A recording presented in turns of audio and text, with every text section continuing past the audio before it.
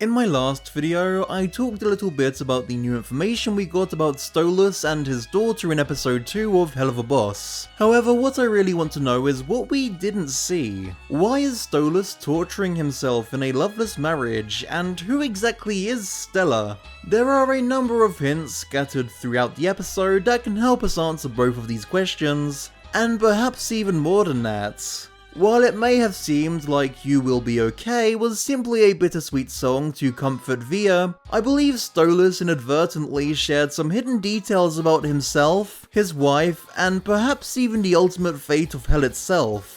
In this video, I'll be analysing every line of our Owl Daddy song, as well as looking at some additional hints that the episode gave us and trying to make sense of it all. Before I begin, I definitely recommend subscribing. I create reviews, theories, analysis videos, and more cartoon related content on shows such as Helluva and Has Been Hotel. With that out of the way, please enjoy the video. It always seems more quiet in the dark. There's a lot to unpack in this verse, and I believe that it all refers to Stolas' relationship with Stella.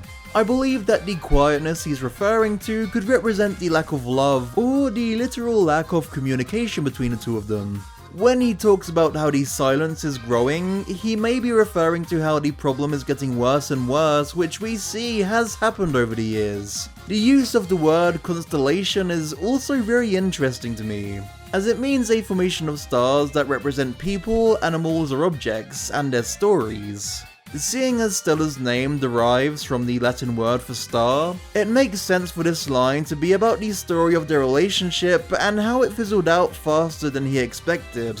Speaking of constellations, interestingly, the mansion in which Stolas and his family reside is chock full of constellations and zodiac motifs. Because of this, we can probably assume that the Goetia family or Stolas himself is strongly connected to astrology in some way. This is important to note for later in the song.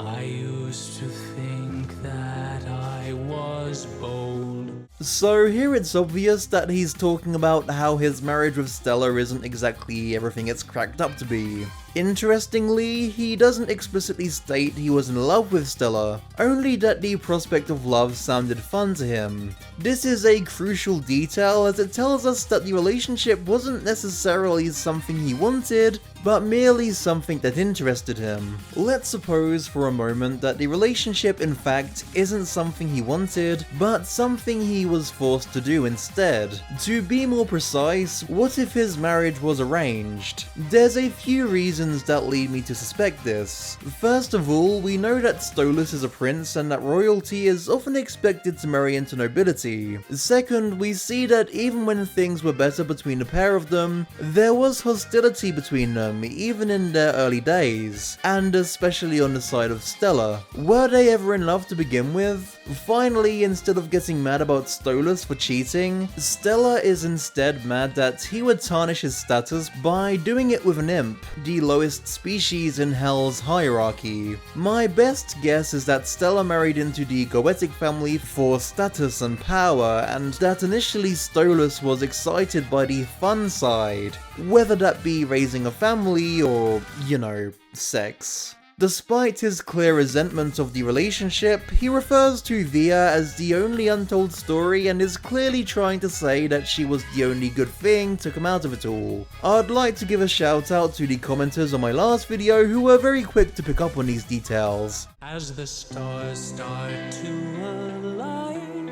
Yet again, another connection to astrology is invoked. Stars throughout history have been commonly associated with destiny or fate, and stars aligning specifically can refer to some sort of fated event occurring. And if the seven rings collapse. Hell is made up of 7 rings, the outer layer being the pride ring, and the layer after that one being the greed ring, this being the ring in which Stolas is the Goetic prince. While we don't know what exactly this entails, what we do know is that Stolas lies among the powerful elites in Hell's hierarchy. What strikes me as odd about this verse is that demons can die with age, but not for a very long time. This sounds as if he believes his death is inevitable, which leads us to the next verse. And when creation when creation goes to die is rather specific wording to say the least. It's oddly grandiose and in a way almost prophetic. I think it's possible that this may be a real specific event that he's foretelling here. One that may lead to not only his death but the end of hell itself. Being an all-powerful Goetic prince with a strong connection to astrology, it's likely that he'd be privy to such an event, considering that stars are so strongly linked with fate and he previously mentioned stars aligning in the song. What's less clear, if this is the case, is why he's telling her she'll be okay, seeing as you'd expect that she certainly wouldn't be okay if such an event were to occur. It could either simply be him trying to comfort her, or he could genuinely have a way to keep her safe. As the angel exorcists are set to be the antagonists of Hazbin Hotel, and that only they have the weapons that can really and truly kill the citizens of hell, that the event in question could be a war between heaven and hell. Well, that went from about 1 to 100. Please feel free to comment below with your own theories, or tell me what you think of my own in the comment section down below. Leave a like if you enjoyed my video, don't forget to subscribe, and I'll see you next time.